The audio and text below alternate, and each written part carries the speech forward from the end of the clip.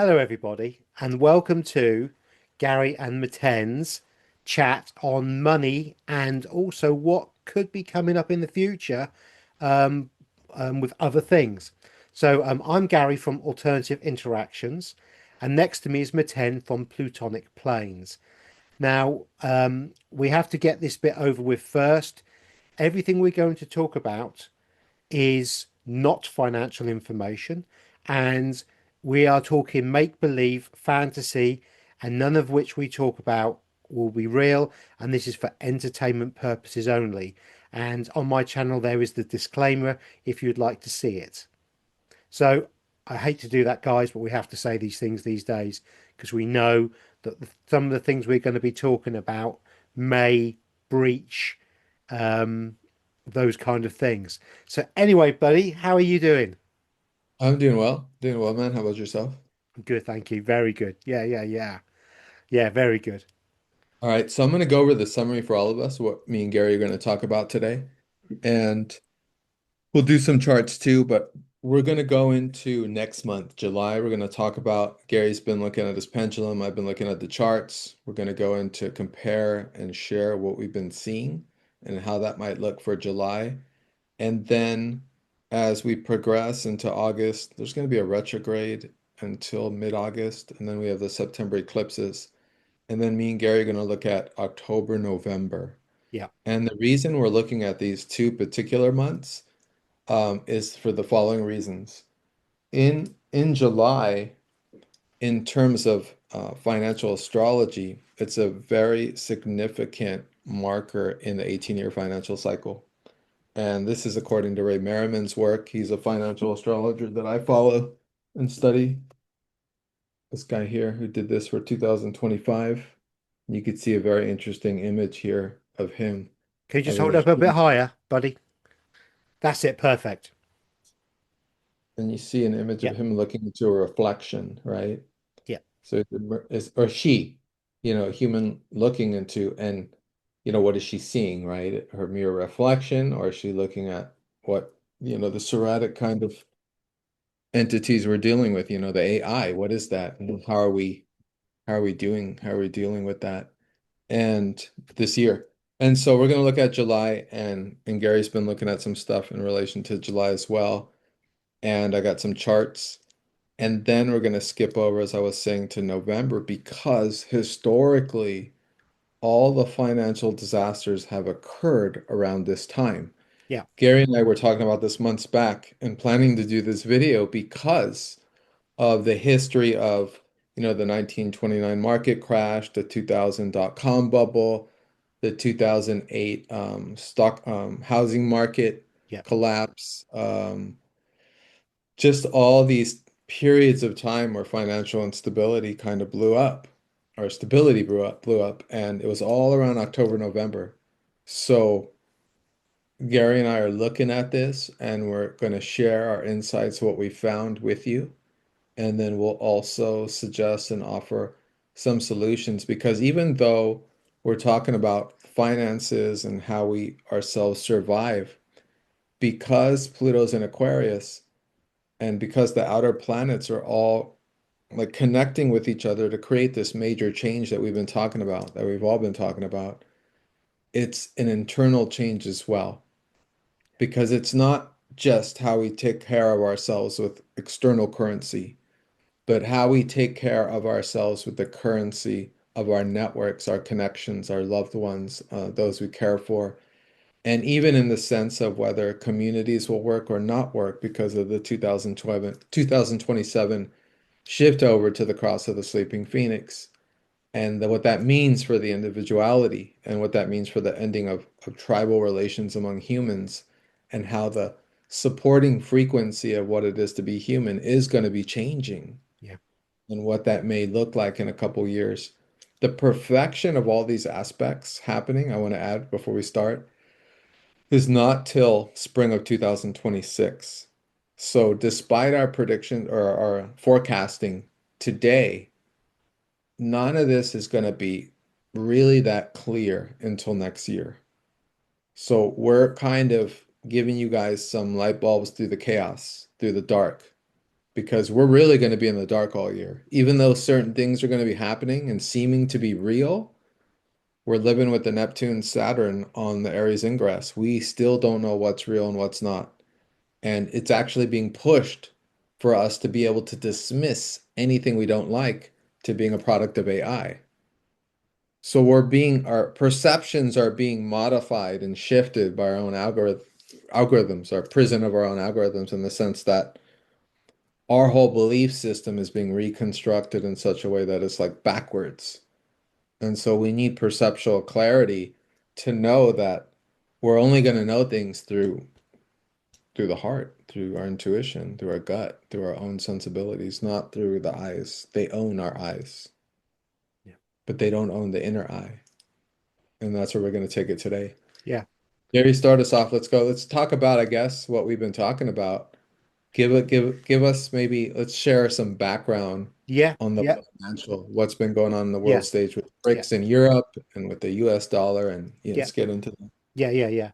So, as you know, guys, I always like to look at the kind of history of how we've got here. But this is going to be relatively recent kind of histories we're talking about, and things that have been going on for some time. Some of the stuff I talk to you about will be easy to find. Some of it not quite so easy to find because some of the stuff, particularly with the BRICS information, the mainstream press are not covering, and there's a reason for that. So, something that came across my radar a couple of days ago was that China, during the month of April, um, sold back to America just about 8.75 billion pounds worth of debt bonds and treasuries.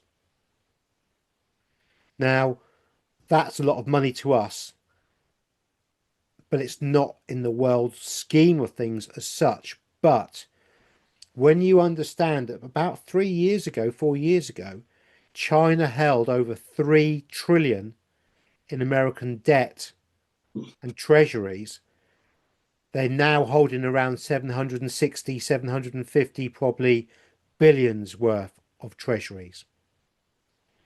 And so this has been a kind of a scam. And I was talking to Maten about this, the scam of it. China has been producing goods and exporting them to America. And America has been paying them fundamentally or tricking them into purchasing from the profits and the money they've made into buying the American debt. But the American debt is fundamentally worthless these days. And we're seeing this within the debt bond sales, where they've been the worst that they've been in many, many years. And actually, the Federal Reserve had to step in and purchase some of the American debt. And we've seen the interest rates on this American debt go from 0% from 10 years ago or so to nearly 5% currently. And what that means is that they can only get around 85 to 90% of the value of the debt because of the interest rate they have to pay. So they literally have to produce more debt bonds to cover the debt because of the interest rate, if that is makes sense. Okay. So when you've got a 5% debt interest on the bond, fundamentally, America will only get 85 to 90% of the value of that debt back because they'll have to pay the rest in interest. Now, China has been steadily lowering its debt towards and for China. And China has been selling their debt away so that they are able to purchase tangible goods, probably gold, silver, oil, whatever. But they're not holding the debt bonds anymore. And the Federal Reserve is having to print extra money to cover this. And so this is called a debasement. And we're fundamentally, the debt has to be paid for somehow. And as they don't have the money, They have to print the money, they have to create the money, which devalues the American dollar. Now, what we've also seen in recent times with a war in a region of Europe between you and R is that debt bonds were seized by the European Union and America.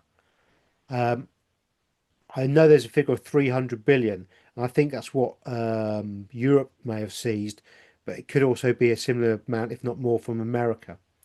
And what they've done is they've used the debt bonds held by country R to fund the weapons production for country U. And so they have weaponized the American dollar and the debt that they've sold. And what we're now seeing is countries around the world are no longer particularly interested in purchasing debt, and they see it as a high risk. And this also links in with Japan and the carry trade, where the Japanese yen, which had a 0% interest, could be purchased or borrowed. You could you could buy money with an interest or a debt with an interest, and then sell it back.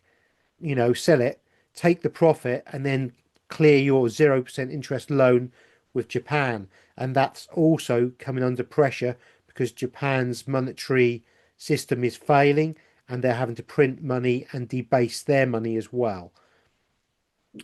So we're seeing some very, very interesting times. Now, the cause of a lot of the stress currently with the G7 countries is the BRICS, and the BRICS is really, really important.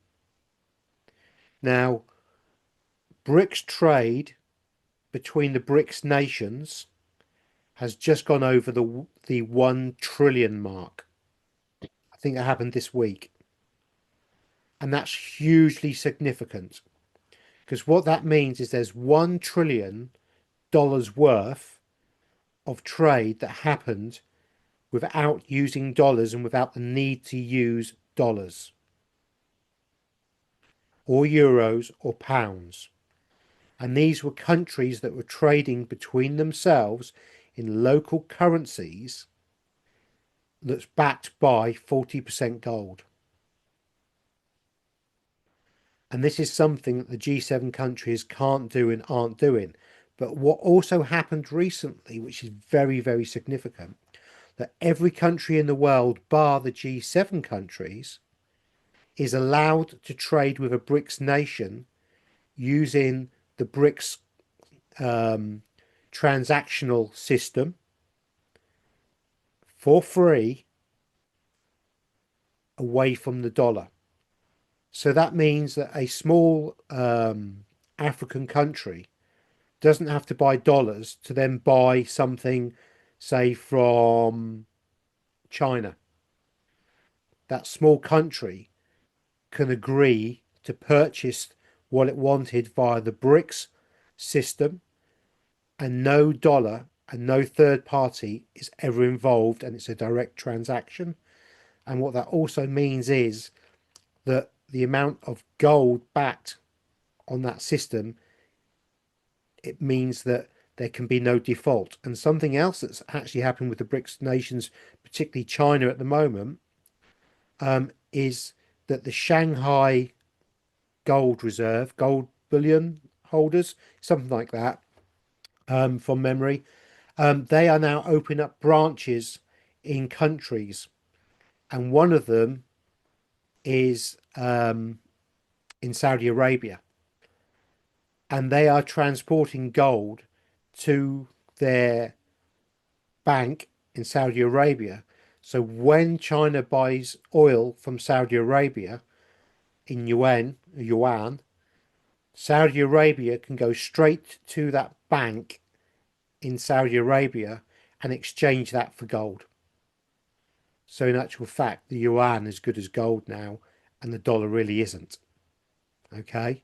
So hopefully that kind of makes sense to where we are now, where we have a twin system running, and the BRICS nations are now becoming more powerful than the dollar and SWIFT system that we've seen for decades and decades. Okay. I'm gonna jump in here and is that Yeah, cool, yeah, Gary? yeah, yeah. So what I'm gonna do is I'm gonna give us a kind of language translator before I go into the astrology of it. So I'm gonna share a chart, and I wish I developed it a little more because there's certain ideas I'm having now. But this will just give you guys a general sense of things. So we're gonna look at the nine lights, planetary lights, because they're not planets really. They are energetic frequencies that influence us Yes. through the neutrino system, and they impact our auric field, and we feel it all the time. We go through it all the time, and the moon leads this movement because it moves the fastest. And so here's the symbolism for these frequencies that are going to be moving into an exact, perfected magic triangle on July 18th or around that time. And a week before July 7th is when Uranus goes into Gemini in order to initiate this minor grand trine to the Aries vanishing point, or the Aries vortex, as Ray Merriman calls it. I prefer vanishing point. In general, the symbolism in mundane astrology, that means the geopolitical, that means the world conception of what these planetary lights are doing, is as follows. The sun is symbolic of our leaders, our heroes, our fathers. Right now, on the stage of the world, we have, the kind of grand inquisitor presence is taken on by Donald Trump because he's the leader of um, the most powerful country in the world, uh, for sure militarily, and or seeming so. And so he's symbolic of one of our great leaders. And we see these movements occurring right now, and the planets also speak to this too, of this kind of harbinger, this shadow of a third world war. And so there are other leaders on the stage as well, not just Trump. There's obvious leaders, Putin, Zelensky.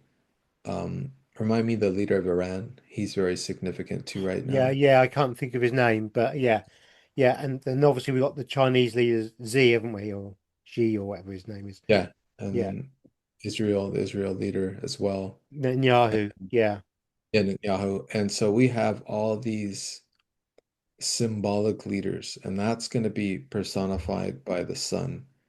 In July, for next month, the sun's going to be in Cancer. And Jupiter, well, it's already starting as of today. We're presenting this reading to you guys on solstice. This is summer solstice. Very important, very impactful date.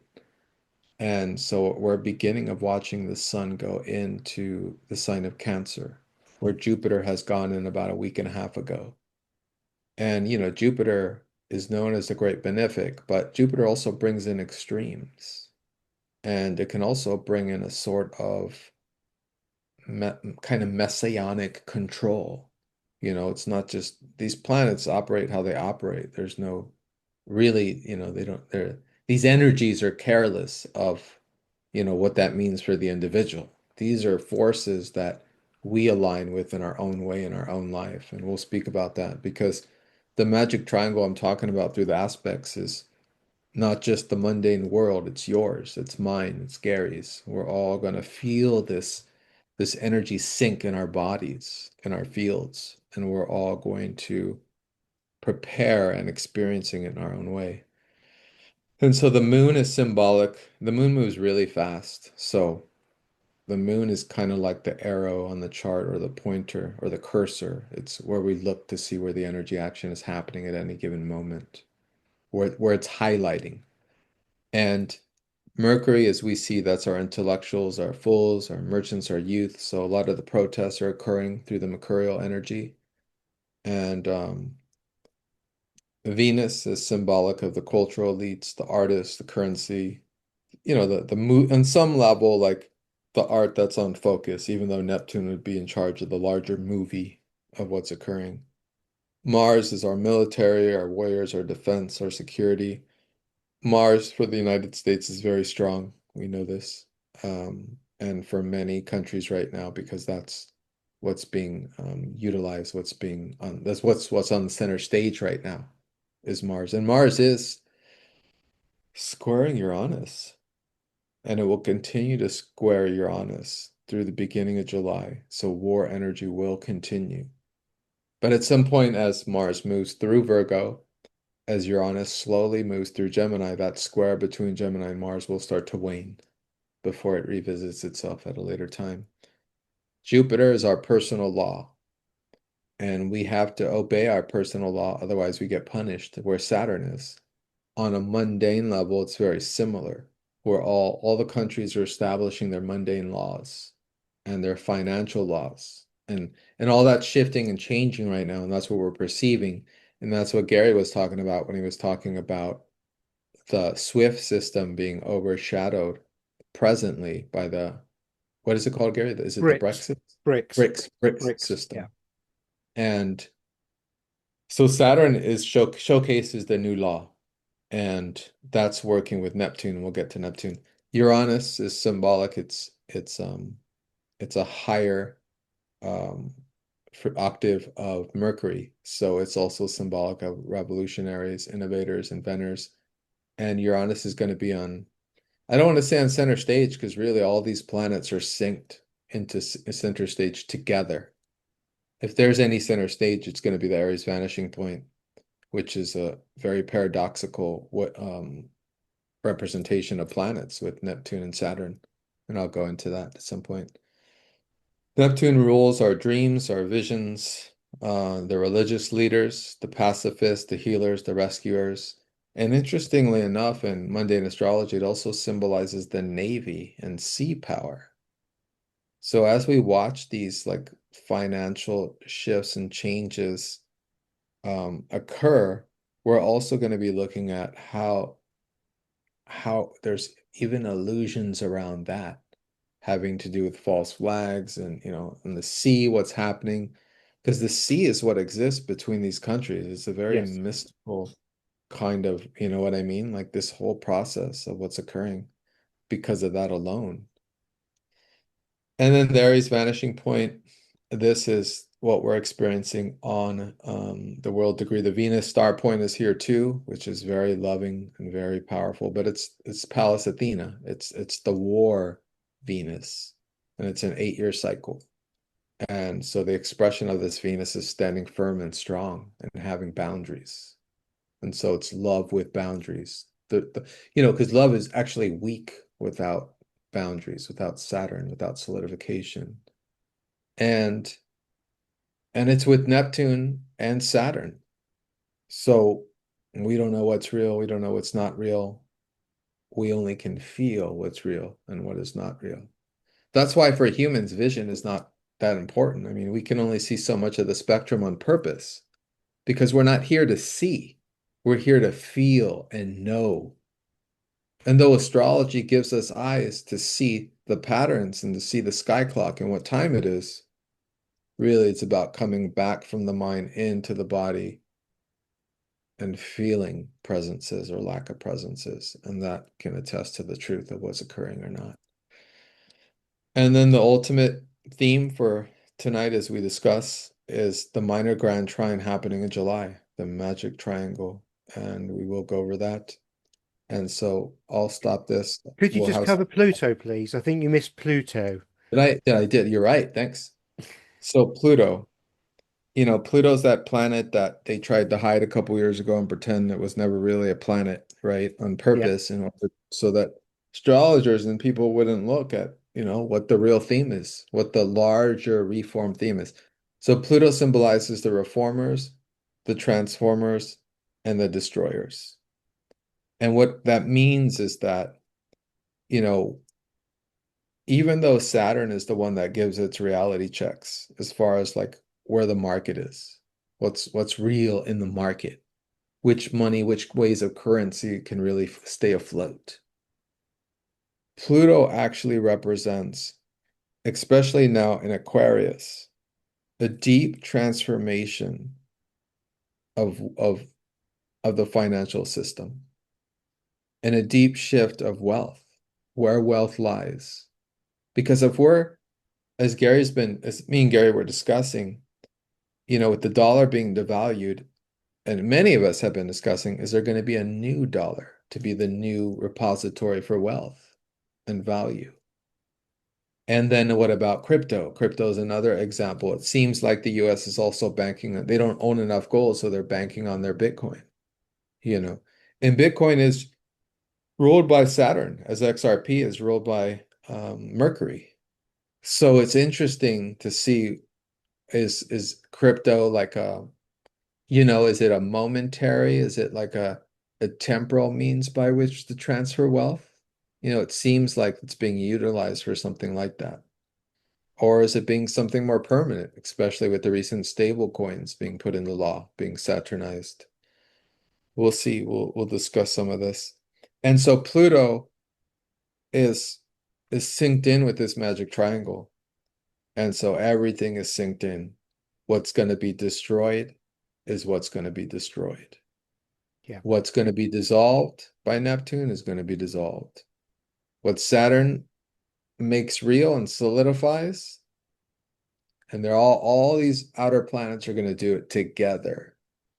And they're all in signs, they're all in the elements of air and fire, which means it's happening so quick, we're all playing catch up to what these energies mean as it occurs. We're all like trying to understand, okay, what does this mean? Does this mean this or that?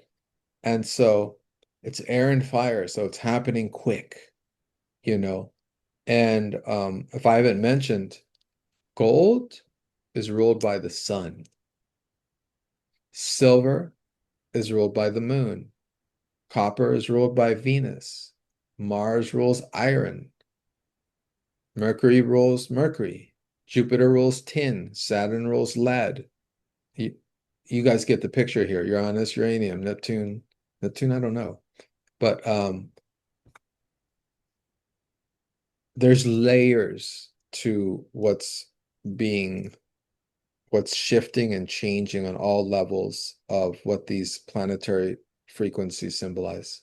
So I'll stop there. I'm going out too far. No, Gary, you that's want to add brilliant. something, and then we'll get Um, into some. yeah, no, I've had again a knowing, a feeling about July.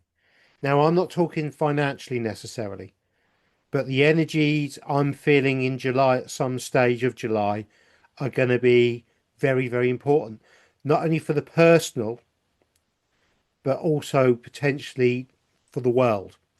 Um, my pendulum indicates that I'm right in my assumption, but it won't tell me why, which is, because again, we have to, um, you don't, spoiler alerts are not really what our higher selves are about. Our higher selves are about guiding us into the right kind of direction. So, as Maten quite rightly said, we can learn to feel and develop our inner strength, our inner power, and live this life not seeing it but feeling it and experiencing it in the body and the mind. um, Now it's very interesting when you're talking about Neptune and the water.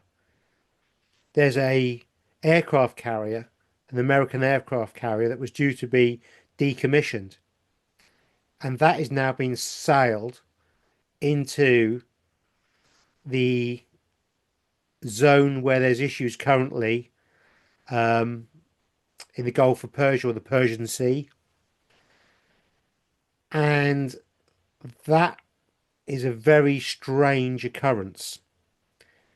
And it has the potential to be a very big false flag, as Maten hinted to. Um, to sail a vessel that's due to be decommissioned into potentially I don't want to use the WAR zone message, but certainly a place where there are difficulties going on, would mean that it would be very likely that it could be sacrificed for a purpose that would not be positive for the human race in the long term. What are your thoughts on that, Matem?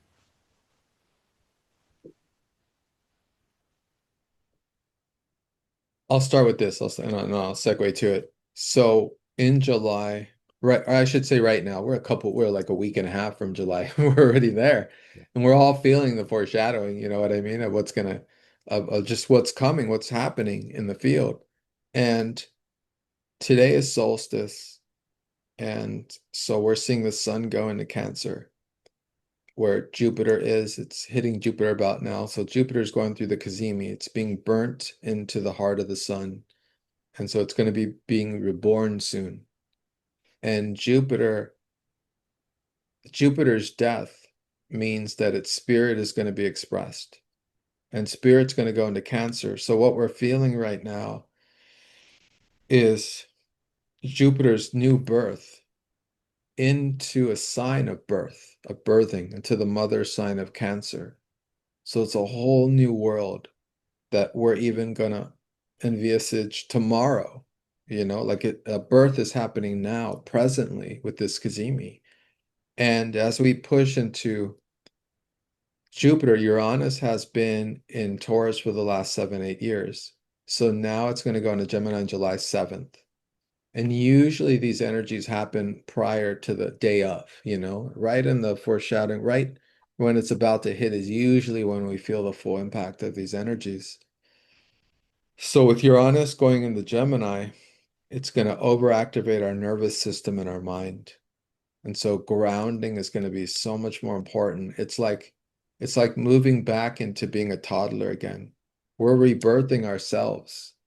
Any type of new rebirthing method we can do for ourselves to ground so that we're feeling what we need to feel, experiencing what we need to experiencing, and making the correct moves and for our goals that we need to do. How this occurs on all levels is Uranus is going to hit Gemini for the mundane world as well. So tech is going to make that next shift into another level. We're going to make our next shift into mastering that level. Economically and financially, the financial system is going to adapt to a new system of the way it's using technology. And there's going to be rumbles and earthquakes initially as to what's happening as that slowly perfects into these new systems as we've been seeing. And so what we're going to see in July, or feel in July, I should say, and perhaps see in reflection, is these new systems coming into effect and some things occurring that are going to be very unsettling for us initially. And it's going to feel very uncomfortable.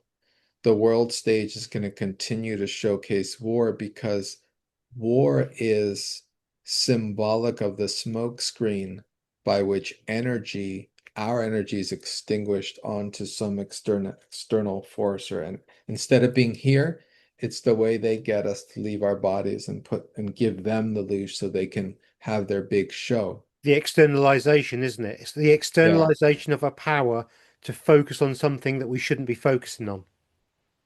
Right. So I think that's why I'm speaking in such a language of the body in terms of the nervous system. It's going to be so important to ground, to be with yourself and feel what you need to feel and make time to meditate, to just sit with yourself, to not, sometimes I share insights on meditation with people and they want to know, well, how do I do it? What's going to happen? That's your mind trying to figure the shit out. There's nothing to fucking figure out when you meditate. You Yeah, just sit there and shut the fuck up yeah. and shut your mind up by breathing. Because when you're breathing, you can't think.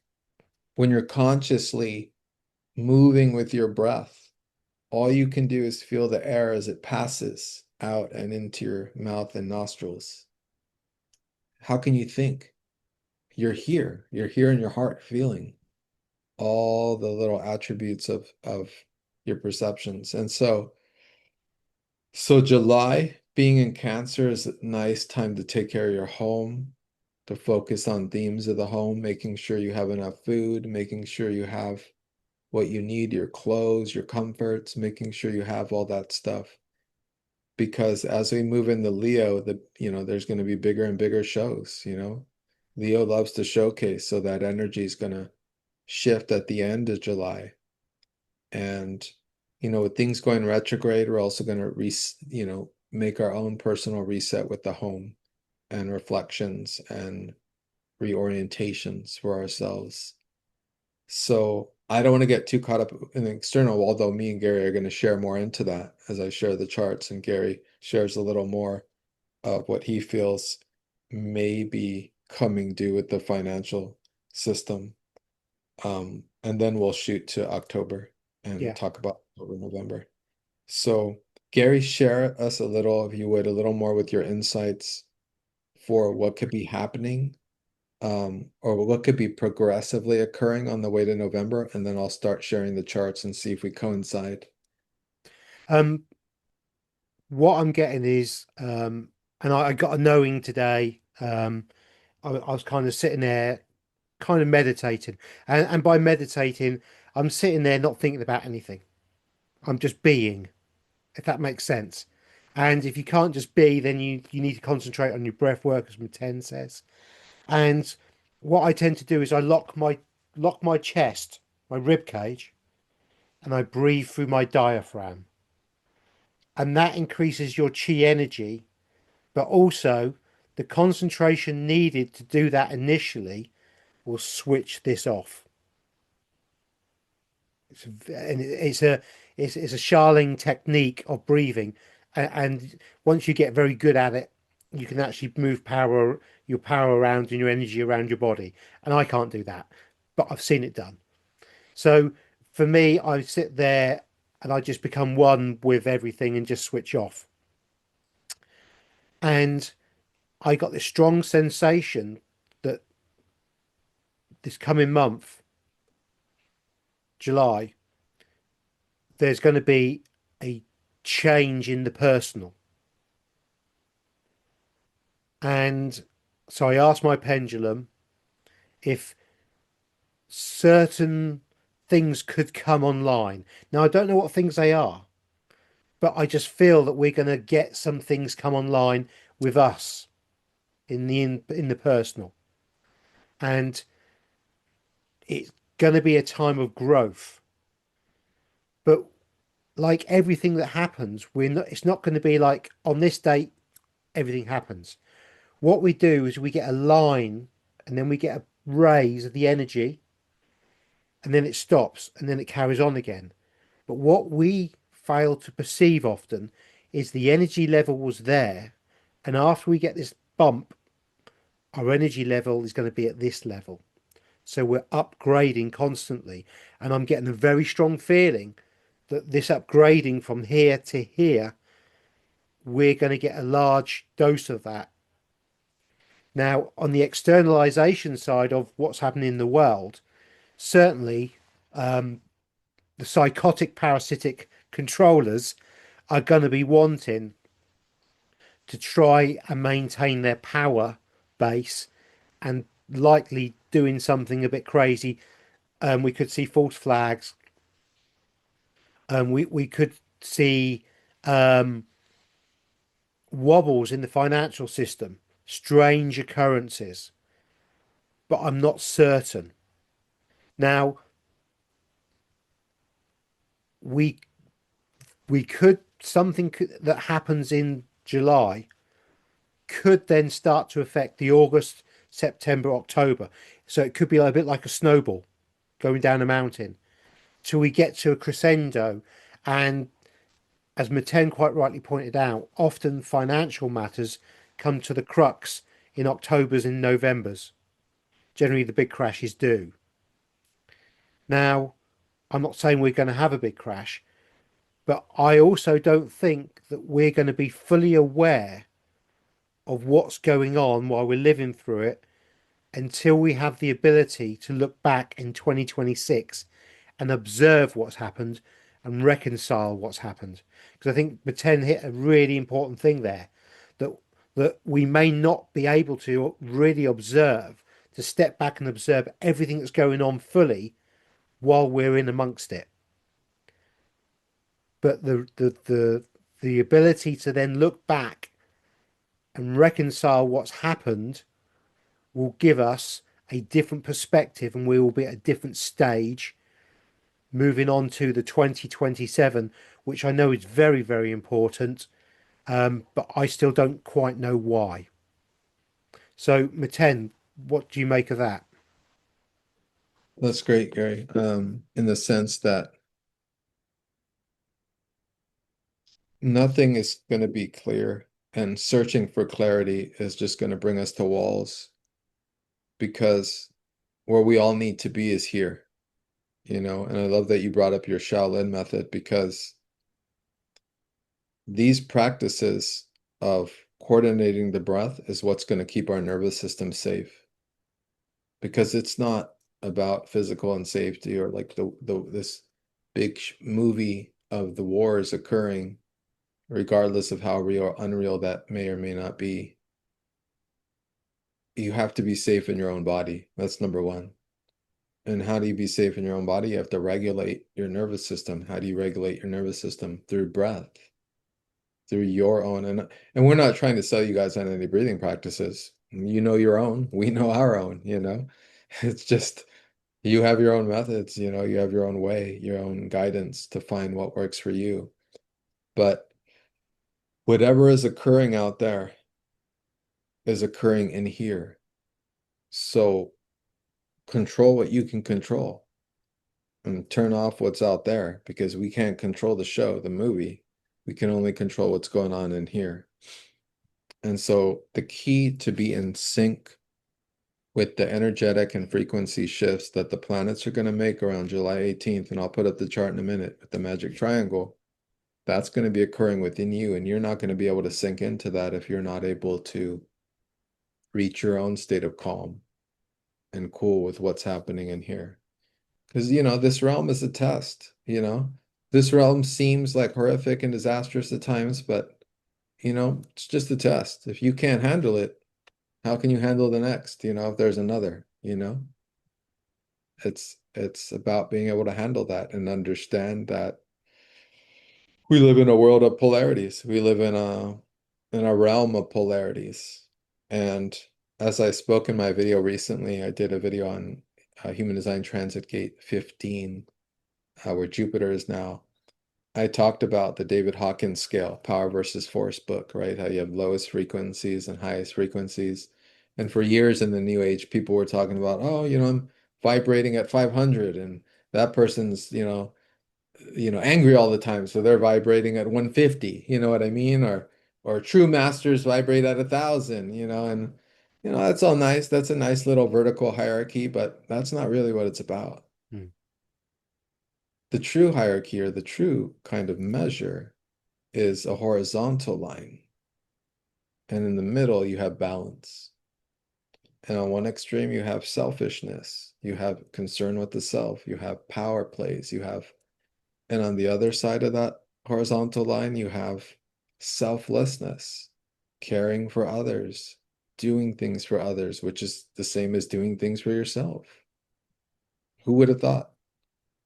And it's us, playing with the pendulum of that line, that horizontal line, and each of us in our own journey arriving as best we can at that center point and being with capital B balance and end this chase to be at a higher, oh, I'm at a higher frequency. No, that's not what it is. It's going to come naturally, isn't it? It's What's going to that? be it's going to come naturally. It's going to be a natural thing that flows, and it's been in that flow. I mean, it's like I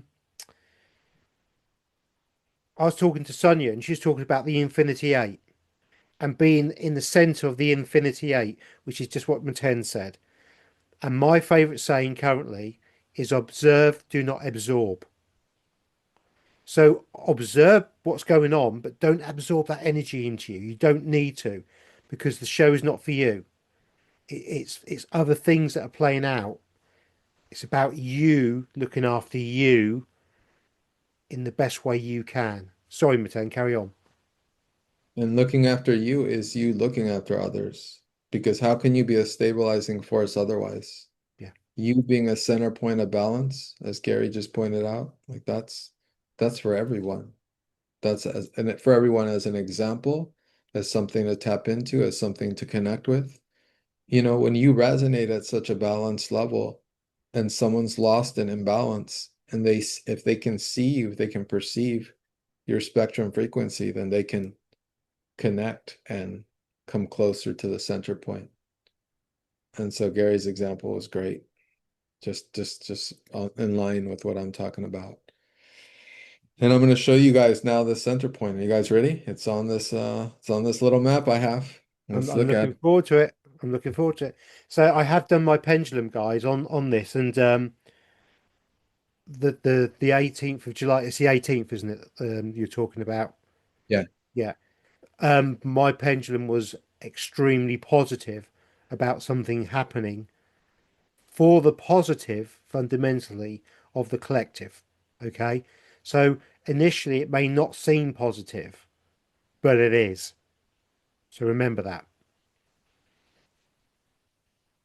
Okay, here you go, you guys. Give me a second.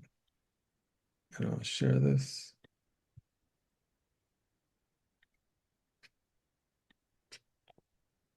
All right, so all the other planetary bodies are, well, they're not removed. They're all here. Okay. Can you see this pretty clearly, Gary? Yes. Yeah, I can. So you guys can see right there, looks more like a pentagon. What's that? One, two, three, four sides. So not a pentagon, but four sides. So you can see here, Pluto's right here in Aquarius at 4 degrees.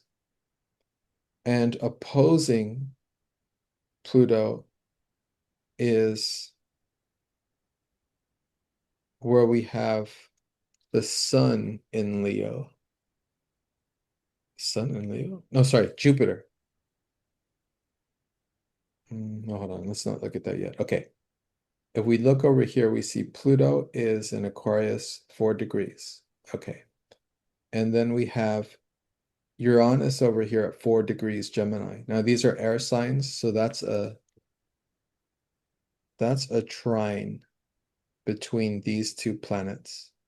And the midpoint of those two planets is right here where Neptune is. And this is in Aries, 4 degrees. And this is right here around the Aries vortex where the Venus star point would be as well. And so what we have is this minor grand trine between planets in air and fire, because Neptune is in fire along with Saturn. And this kind of sync that's going to occur in mid-July is between the reforming forces of Pluto, destroying what is no longer necessary, um, Uranus, which is bringing new kind of, it's ruled by Gemini, so it's the mind resetting to a higher octave frequency of how it operates with technology. So new technological innovations. And that's going to reset together to the Aries vanishing point of Neptune and Saturn. Saturn making things real and also making reality checks on what is pretending to be real, but it's not really real. And I guess one example of that could be like if we look at 2008, right, the subprime mortgage crisis with the housing bubble, right? All these houses were worth supposedly all kinds of money. But then Saturn came in and said, no, they're not really worth that much, right? It was Saturn opposing Uranus. And, what occurred? The houses got reevaluated and the house prices came down. And so right now we have, as we've had for a while now, all these different cryptocurrencies, being at these set prices and these going way high and way low, according to what? Not according to anything like real, Yeah. right? Just speculation. Yeah. So are we going to have a similar crisis with crypto where all these overvalued cryptocurrencies are going to collapse 80% overnight as usual? As usually happens every 3, 4 years? Sure. We are in this, as Ray Merriman says, we are in the 16th year of a major 18th year financial cycle. So are we going to see an extreme like blow up in the market, stock market and crypto? Are we going to see higher highs coming? Yes, of course, we will. But that also means, you know, the crash is right around those times as well. You know, once it reaches new heights, crashes are right around the corner.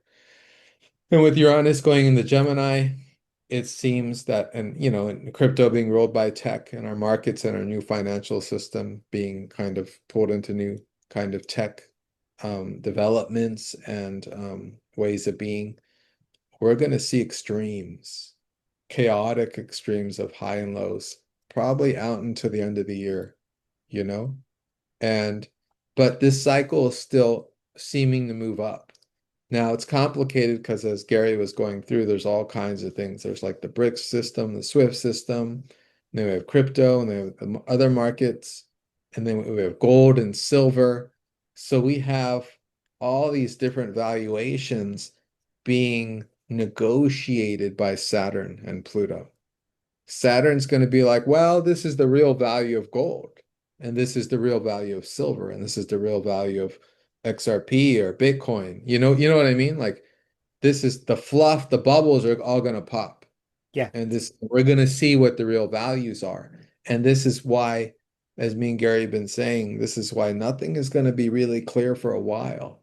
It's going to go up and down. It's going to be very chaotic. And things might not even solidify as to the true value until next spring, yeah, you know? And but we're going to see this process. That's what we're going to see. And that's why you need to keep cool and keep in the center because you can't be emotional about these things. You can't be like owning all your gold and crypto and just praying, that it hits a certain number, and panicking if it doesn't, you know. What is that? That's just gambling, yeah, that's yeah, just the highs and lows, right? And yeah, extremes. So it's important to keep in the center. But so what this is establishing, why I bring up this magic triangle is because values are going to be established. We're going to get reality checks. Pluto is going to reform what doesn't work. It's going to destroy what's not authentic. And only what's authentic in the monetary system will survive. And Gary's been saying this on his channel. yeah, He's been talking about this. What is fucking just a hoax, this fluffed up markets and debt bonds, all that's going to come, to real, to what it really is. yeah, And so Gary's already been talking about this for months now, about about this authentication of what is of true value for humans. And I want to add one more theme before I go to you, Gary.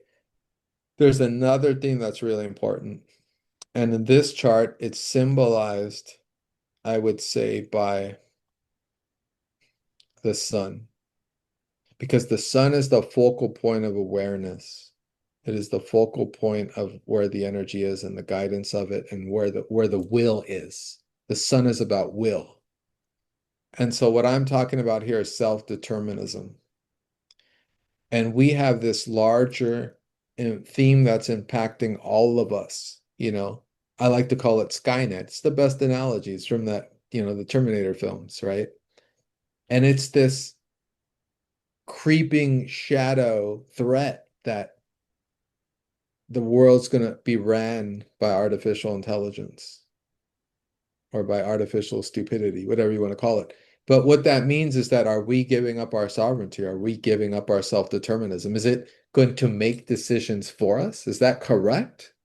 Saturn ensures that what's occurring happens slowly with checks and balances, which means we as humans need to remember to speak up and to express when necessary that we need oversight on these technologies. We can't just allow these technologies to take over and determine our future and determine our present. And so the most important theme for the next couple of years is to make sure that humanity doesn't merge with technology or it doesn't get absorbed into it, as Gary's been talking about, and lose its own self-determinism. What we're looking at is retaining human mastery. It's our world. We have the heart. There's no heart in robotics. There's no heart in AI. Heart is the life Yeah. of us. It is the vortex. We live in the alcove of feeling.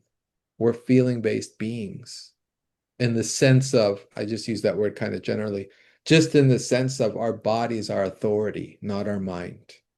If our mind was our authority, that's what AI is. It's a super exaggerated, monster mental mechanism. You know what I mean? That's attempting to be lorded over us. But Yeah. because why? Because it's mentally more intelligent than us. So what? Our heart is more intelligent than that. Our gut is more intelligent than that.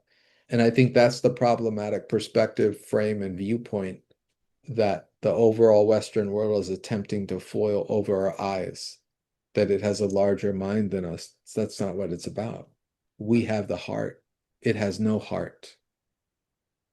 It's our connection to source, and it doesn't have that. It doesn't have that divine spark of ingenuity, and we do. And again, gold and silver are the only real money in this world.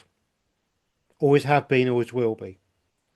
So when we're talking about cryptos, bonds, all sorts of stuff, the stock market, the bubble, we've got a bubble on top of a bubble on top of a bubble on top of a bubble. And at some point, reality is going to have to strike and everything is going to have to be pegged back down to gold and silver again. There is no doubt about that in my mind. Now, all the cryptos are a derivative of. Even house prices, the dollar, the pound, the euro, whatever currency you're using, is a derivative fundamentally of gold and silver. And what we're seeing is certainly manipulated markets. I mean, the markets are manipulated, but we're seeing the gold going up in value, but actually we're not. This is a very interesting concept, but gold has not changed in value since Roman times. So what do I mean by that? In Roman times, if you had an ounce coin of gold, you could go into a tailor's and get the swishest toga and sweetest set of sandals you could imagine for your gold coin. And you could go to any of the top places in Rome and you'd look $1 million. Okay? With that 1 ounce of gold today in America, you could go into a tailor's and get a really nice suit and a really nice pair of shoes. That gold coin has not gone up in value, but what has changed of the perception of its value is the debasement or the watering down of the money to buy the gold. So in the 1920s, you could buy a gold coin for $20 and you could go to any bank with $20 and they would give you a gold coin for it. Today, what is it, $3,300 ish? I haven't looked for a while, but we'll do the $3,300. Okay, so could be 3,200. $3,200 for the one gold coin. You can't go to any bank in this country, my country, the UK, anywhere, and say, "Here's $3,200. I want my ounce of gold for it," because it's not backed. The money's not backed by it. It's not backed by gold anymore. And so what's happened is they're printed and printed and created money out of nothing. And so that $20 that could once buy you an ounce of gold has devalued to the stage now where it's 3,300 or $3,200 just to buy the same ounce of gold. But the same ounce of gold has not changed in value because you can still only buy what you could buy in Roman times as you can today. And I hope that analogy makes sense. So when gold goes to $4,000 or $5,000 or $10,000, what that actually means is the purchasing power of the dollar is pennies or cents in the pound or in the dollar.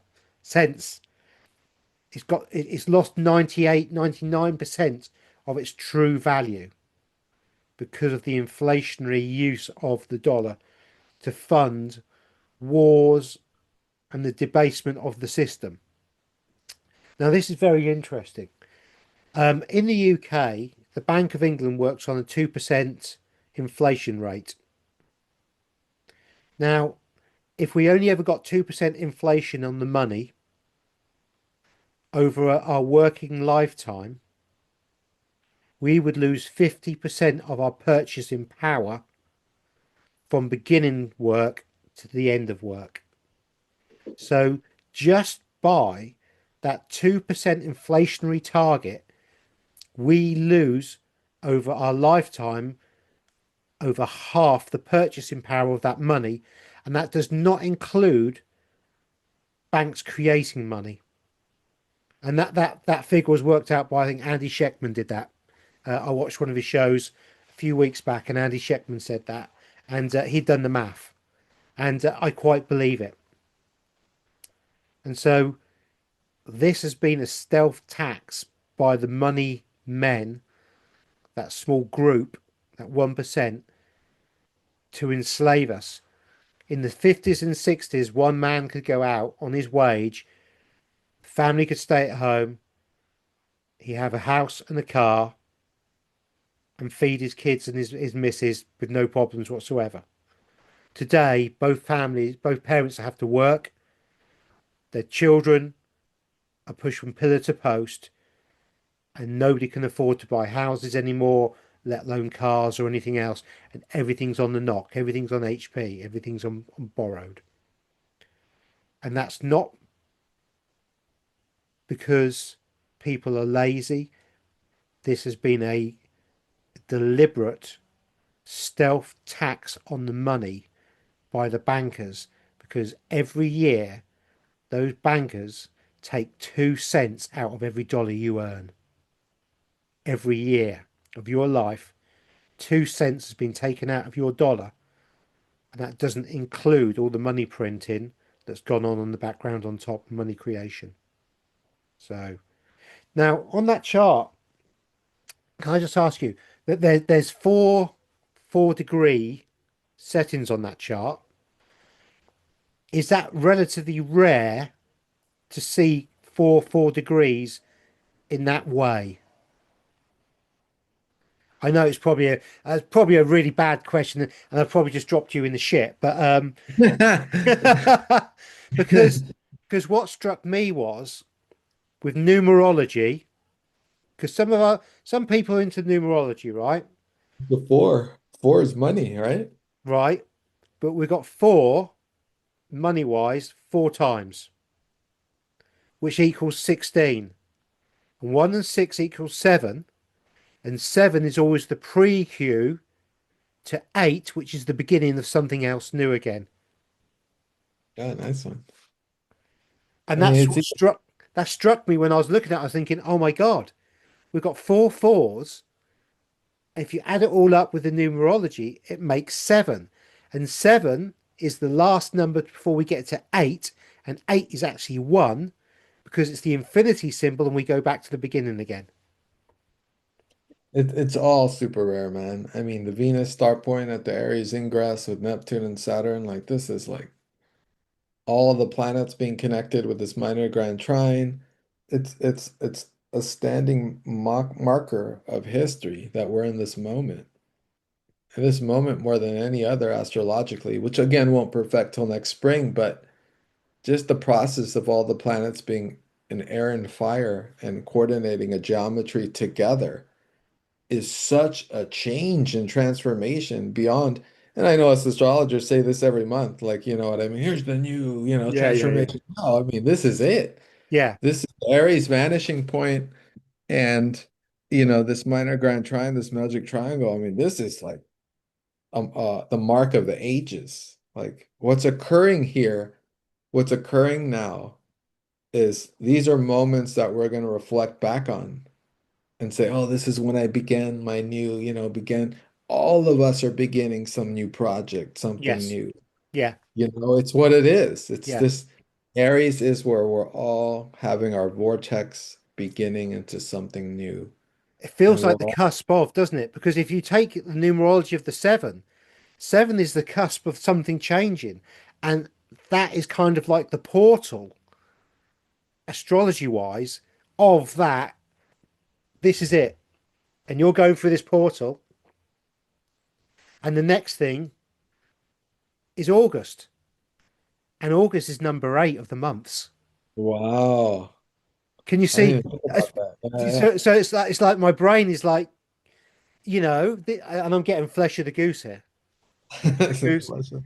But that's really quite mad because I'm sure I heard from somebody, could have been Astrologer Joe, I don't know. And I'm sure they said that the last time the planets have been in a similar way was World War Two. The last time Uranus went into Gemini is World War II. There we go. Thank you for The la- clarifying that. Yeah. last time that Neptune and Saturn were together is like I guess it happens every time. Usually it has to do with Russia. There's a thematic with that. But as far as everything together that's going on, Pluto and Aquarius, that's like it's like 200 years ago was the last time it occurred. And really Wow. it's like thousands of years that such an occurrence of all these planets together are creating this. But I love that hit that you caught up because I kind of caught that too. I was like, huh, everything's in 4 degrees. That's Yeah. weird. It just Four struck me. Four in numerology is a new structure, right? It's like it does have to do with money. It's like a not a new structure like eight. Eight is a new beginning of a new cycle, but four is like the structure of something, like a new solidified structure. So yeah, that's a trip. Yeah, it's all going to be in 4 degrees. So even though Uranus will go into Gemini like it did in 1941 at the advent of World War II, it's going to go in there, but then it's going to hit 4 degrees. And that's when it hits Pluto, hits Jupiter, the sun, you know what I mean? Neptune, Saturn's going to be a little ahead, but Saturn will come in. It'll regress, it'll retrograde back onto that fourth degree and do its check and balances and check what's real and what's not for all of us, you Because when know. you say checking what's real and what's not, you also said in the beginning of this that the sun is the representation of gold. And and the sun is has its exaltation in Leo, and that's July what 21st, 22nd, right? Something like Leo is that. July Yeah. 21st, 22nd to August 23rd, 24th. 22nd. I think 23rd is when it finishes. I'm 22nd of Hey, you August. would know, you would Yeah, know. yeah, But that's gold. That's the value, and the shining, the stage gets gold on the stage of the world. yeah. But Wow. also the eight or the lion, which would be Leo in tarot, is strength. And I know it's not a tarot deck, we haven't pulled it, but Leo the lion is strength in the tarot. So Yeah. again, I'm my brain's just putting stuff together, and I'm just thinking out loud, and am I right? Am I wrong? Who knows? But it's bloody interesting, isn't it? We're generators. We enjoy our synchronicities. It seems like a lot of nice synchronicities with as we move into August. But now let's take a detour. Let's look a little further. Let's go ahead. I'm going to pull up the chart for the November, no, the October new moon, Yeah. right before November. That's the hit I was getting. I was getting later October, November. Let's see the energy shift. It's going to be a new moon in Libra. And so the ruler of that new moon is Venus, and Venus does rule currency. Hmm. So we're going to take a look at this and get some input and Now, some. interesting, guys. Before Maten starts talking about this fully, I did my pendulum before we started in front of my 10, and I asked the question about the financial crash and what's going on here, and if the date that my 10 is talking about is super significant, and my pendulum refused to answer. But it gave me that it will not answer. So it wasn't that it just sat still. It actually gave us the will not answer. And I asked my pendulum if we were right about this being significant financially, would my pendulum tell us? And it said no very clearly. So that I just want to give the audience that background on my pendulum won't tell me what's going on this date, but it is significant because my pendulum won't tell me what's going on this date. So it's all yours now, number 10. All right.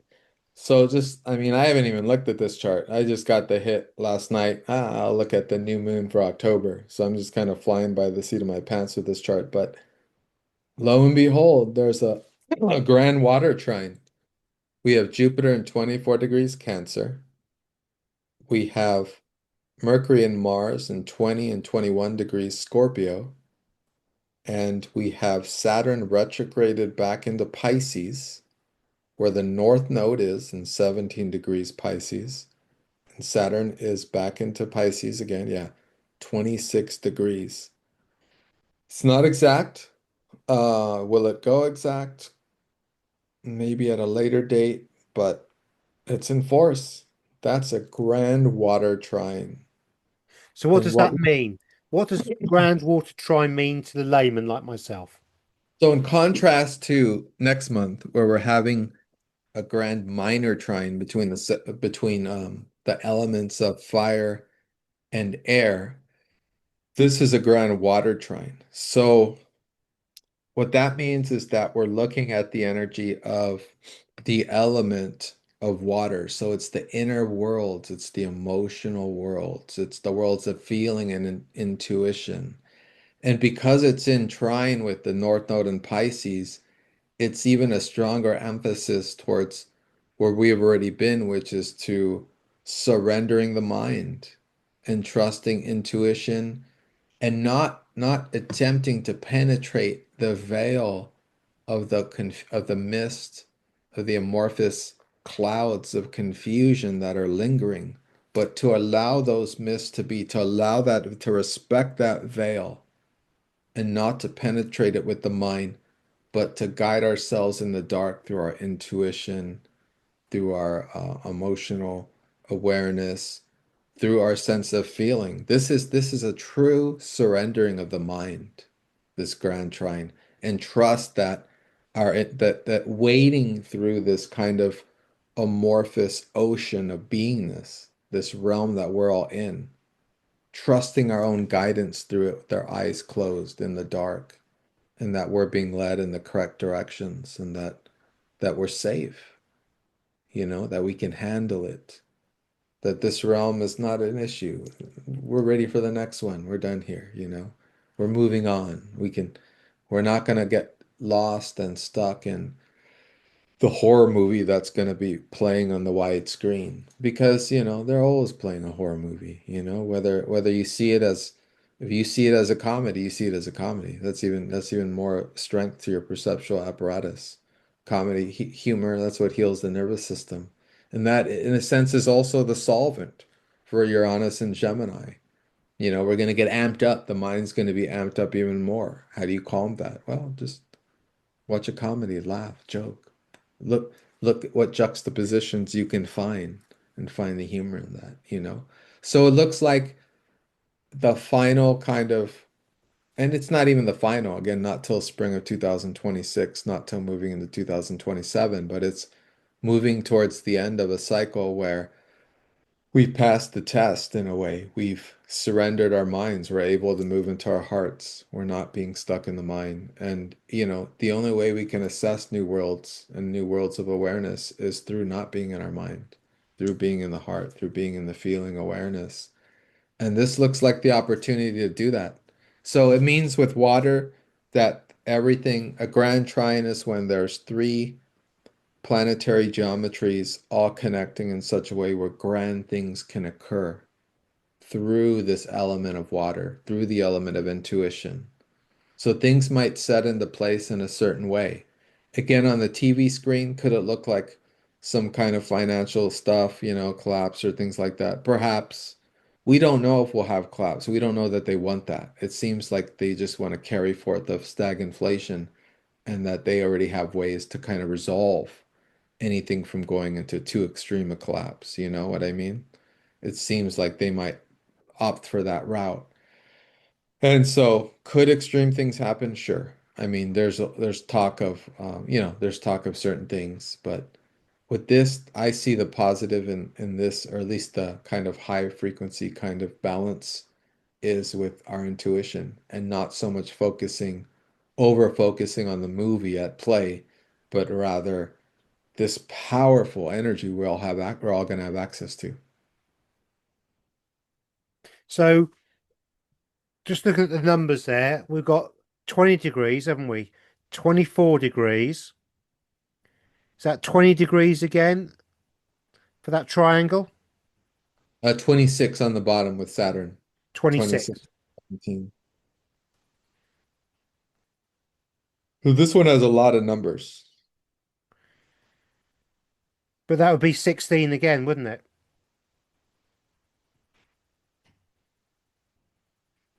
Are you adding up? What are you adding? 20 plus 24 plus 26, 2 plus 2 plus 4 plus 2 plus 6.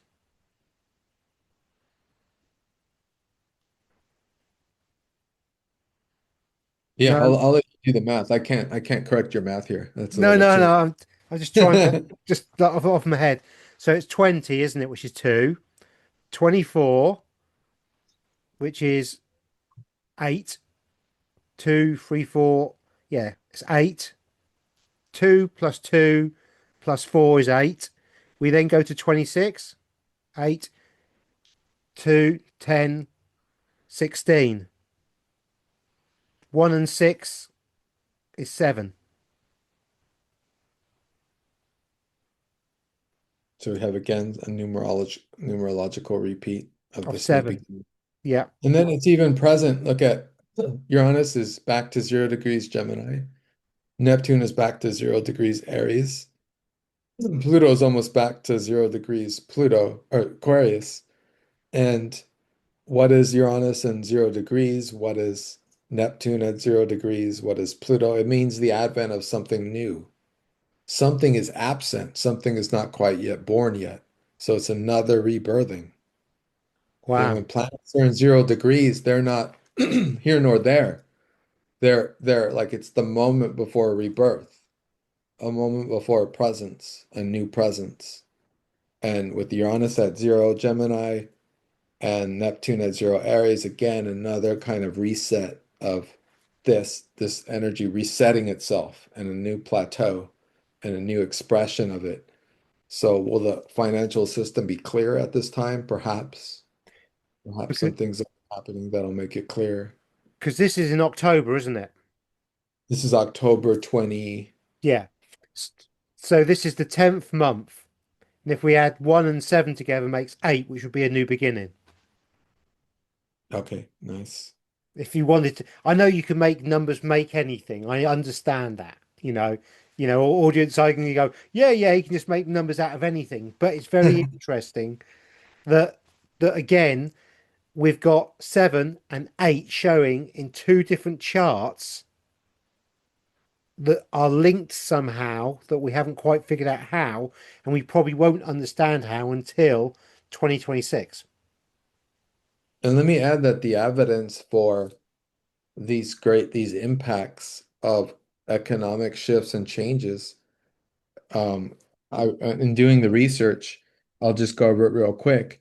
In the 1929 stock market crash, it was Saturn square Pluto. In the Black Monday of 1987, it was Saturn square Uranus. In the 2008 financial crisis, the house bubble pop was Saturn opposed Uranus. And in now 2025, we have Saturn trining Uranus in Gemini, or sextile, sorry, sextile Uranus in Gemini, and Saturn also sextiling Pluto in Aquarius. And we have Saturn conjunct Neptune. And anything else? Let's see. Yeah, those are the majors. So again, with the astrological evidence, the financial astrology evidence for all the crashes and all the huge shifts, it's always something to do with Saturn. Saturn in impact with the other outer planets, Uranus or Pluto or Neptune. And so although it's not a square or opposition, and that could mean that maybe a square opposition is definitely well, no, all these planets are in air and fire, so there's no squares or oppositions coming in the next year. So this is the aspects that we're going to see continue kind of play back and forth for a while as the synodic cycles of each planet, each outer planet play out. But that's what it is, man. That's all I Yeah. got. No, that's also because also Saturn That's for the me, okay. Saturn for me also has connections to the Fibonacci. Oh yeah, you spoke about that. That's really cool. Yeah. Really And spooky. so, oh God, I'm getting goosebumps again. So the Saturn effect with the Fibonacci would clearly indicate that I bet there's something in this in which we're getting the collapse and the rebirth of something new via that Fibonacci sequence. Got to be involved in it somehow because Saturn is the black cube. Well, yeah, because and it's touching Pluto and Pluto's death. There we go. Maybe the death of the Fibonacci sequence. Or the death of the financial via the by it touching and the rebirth into something new. Because Well, as you said in the past, the financial system that's antiquated that we're still utilizing is utilized by the Fibonacci sequence, yes, or it is that. because it's that debasement of the money fundamentally means that the money is feeding upon itself to create itself out of nothing. And that's exactly how the Fibonacci sequence works. Yeah, check out Larry's videos on that, you guys. He breaks it down pretty good. That's The very Fibonacci has to feed upon itself to continue to grow. yeah, it's the Ouroboros, right? Yeah, which would make the bubble on top of the bubble on top of the bubble would just be a Fibonacci that was about to collapse, that was then given the energy to carry on to the next bubble where it's about to collapse. And then they have to inject money into it to take the next Fibonacci sequence of the bubble.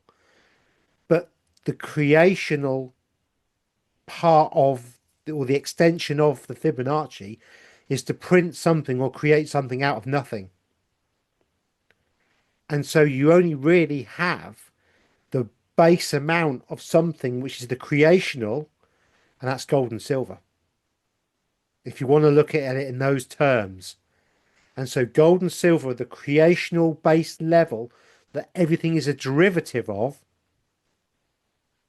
and everything feeds off that.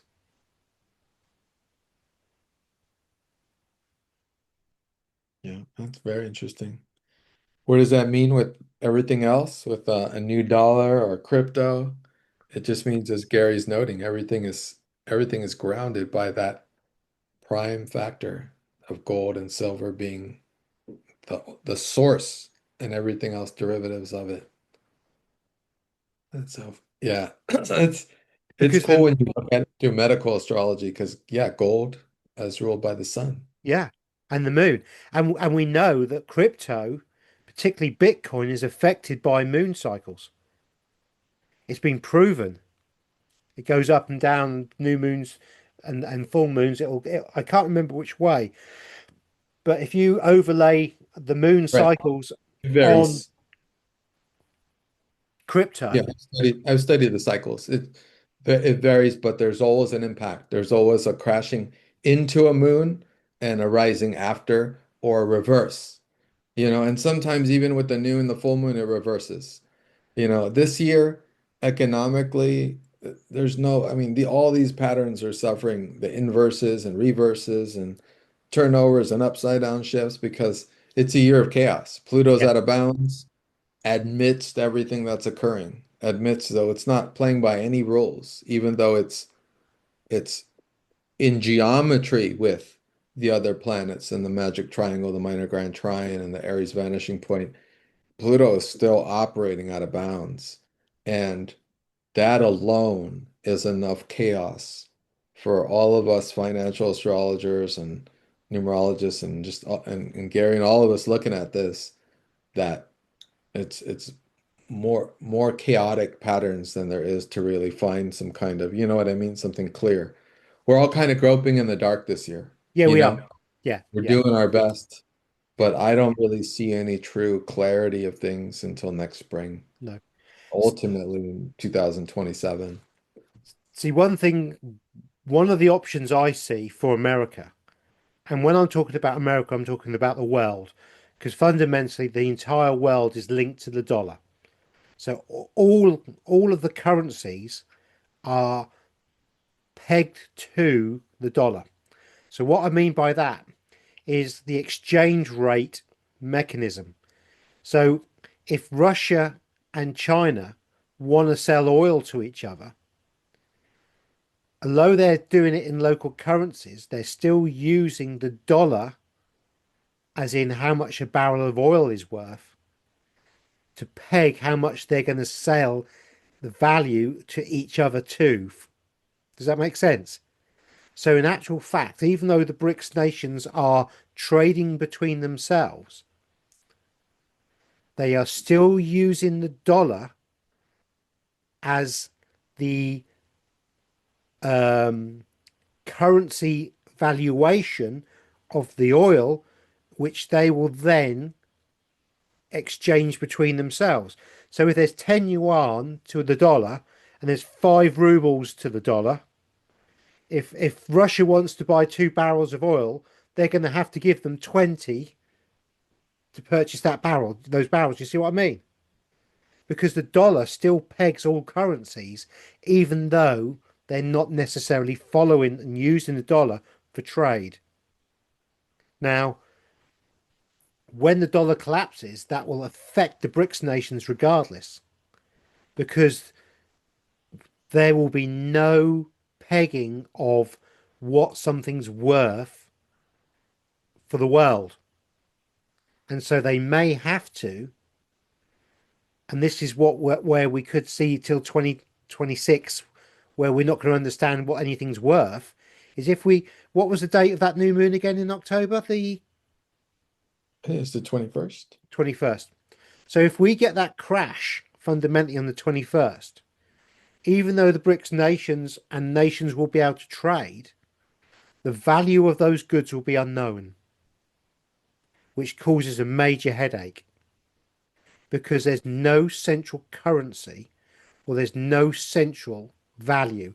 And at some point, I mean, they'll shut the COMEX down and everything, and nobody will know what gold's worth and nobody will know what silver's worth. And if you don't know what gold's worth and you don't know what silver's worth, you have no idea what the value of your labor or the goods of that are worth. And it puts chaos throughout the whole system. So there's that. So, what is possibly likely would be is that the entire world, once this collapse potentially comes with the dollar, would say to America, for stabilization purposes, that the dollar needs to be pegged to gold and it needs to be revalued to gold, or gold needs to be revalued up to the dollar.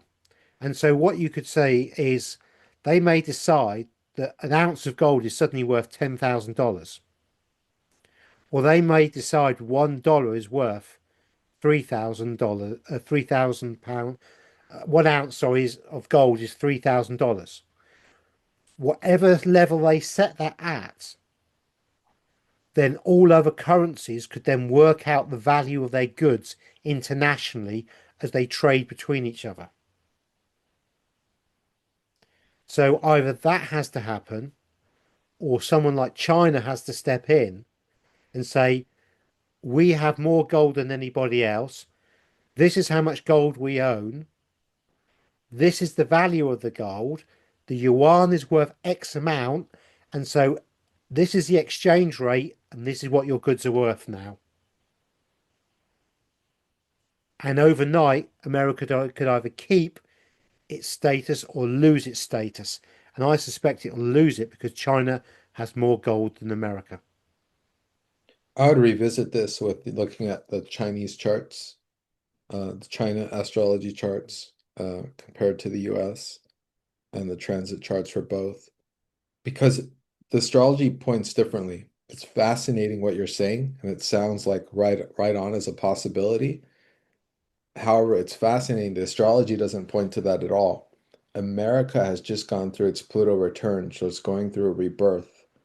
And Jupiter going into Cancer is going into the sun sign of the United States. So this whole symbolism, this whole narrative we're hearing of a golden age is in the astrology as well, Mm. not just in the projections. So I'm suspecting the US may have something up their sleeve to counter that.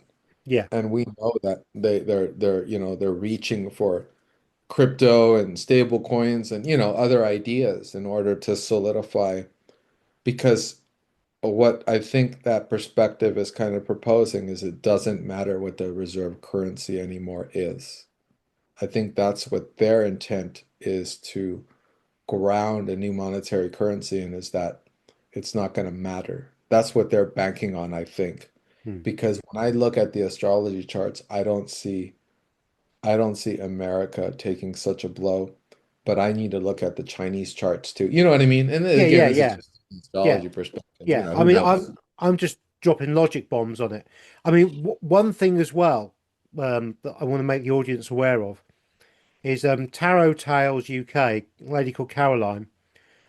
She did a card scan the other day about would there be a um, digital currency that went across, central digital currency, a CBDC, you know, and she got no.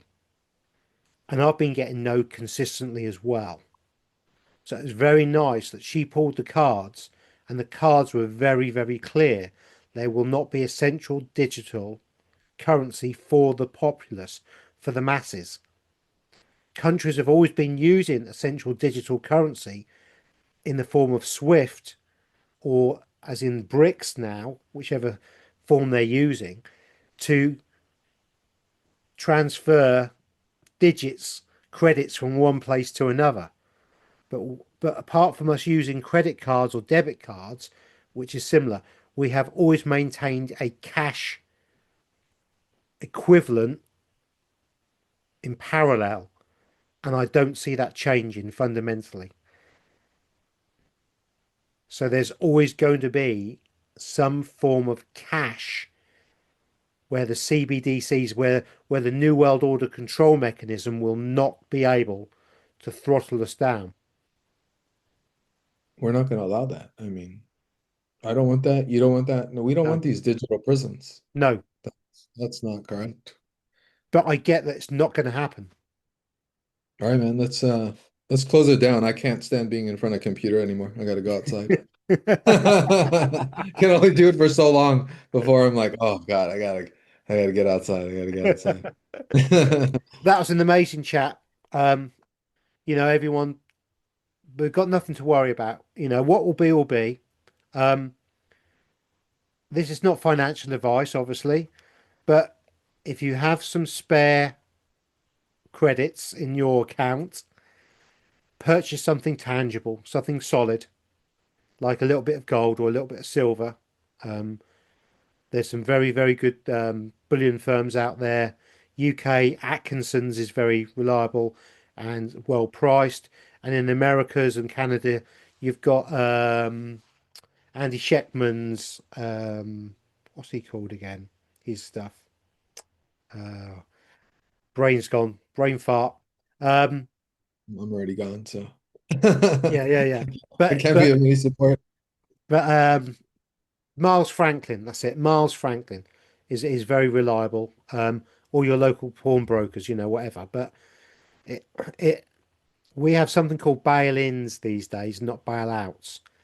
And fundamentally, if the banks crash, they can take your money as an unsecured creditor, and you got no leg to stand on. And at the point in which you say, "Oh, that's right, it's insured by whichever system you've got," if you've got multiple banks crashing, the dollar's worth nothing. When they eventually pay you out on dollars, if they have enough money to do that, you'll be getting pennies in the pound again, cents in the pound again for what you had as savings. So it's up to you guys. I know what I would do had I had some money. So with that, guys, thank you very much. Thank you, Miten. That's been an awesome chat. That's The scary. That's great. charts, the charts were Awesome. brilliant, and clearly, I think we've got two dates or two periods in time which are very, very significant that will that we may not realise the significance of until after the dates have happened. All right, man. Thanks so much. See you guys. See everyone next time. Thanks for watching. Don't forget Thank you to very follow much.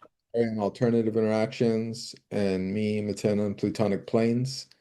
And as the dates get closer, Gary and I will revisit because, we want to see how close we were Yeah, in terms of just being of support to the community and, and where we are with the energy. We'll revisit this on the Magic Triangle. Sounds like a good time. that sounds brilliant. That sounds brilliant. All Thank you right, very man. much, Meten. It's been brilliant. Thank you. Thank you, Good. everybody. Please like, share, and subscribe to Meten of Platonic Planes and to me, Alternative Interactions. You're all stars. Bless the lovely Femi. And with that, we'll say goodbye. There's my hand. There's your hand. Bye.